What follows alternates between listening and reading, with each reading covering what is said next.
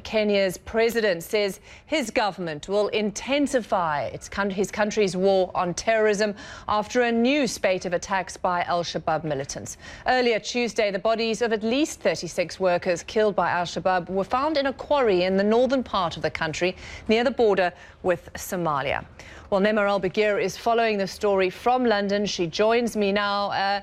Nema, you've been to this area, and of course we were talking just last week about another attack on bus passengers.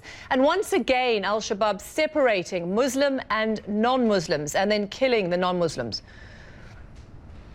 Yes, well, it plays both into Al-Shabaab's projected view of their piety of, Muslims against infidels, but it also helps with that sense of sowing discord. The Kenyan president has said that we are a people united against, collectively united against an enemy. What Al-Shabaab is trying to do to show that actually even within Kenya, the Muslims amongst you are part of us, and the Christians are whom this war, this common enemy is against. It also helps, of course, underpin this issue of if only Kenyatta hadn't taken Kenya into Somalia, then none of you would be in this situation. And that's something that President Uhuru Kenyatta has come out very strongly against in his address to the nation today.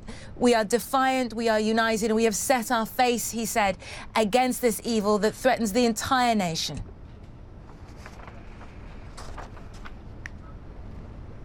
Hi there. OK, sorry, I thought you were going to a soundbite there.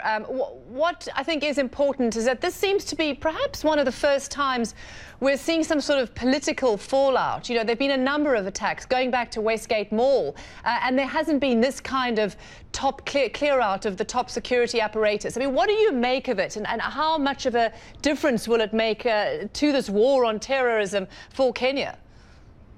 Well, there is the hope within Kenya's upper echelons in government that this will help unify the domestic stance to support not only the continued engagement in Somalia, but also what the government is doing in terms of revamping the security response.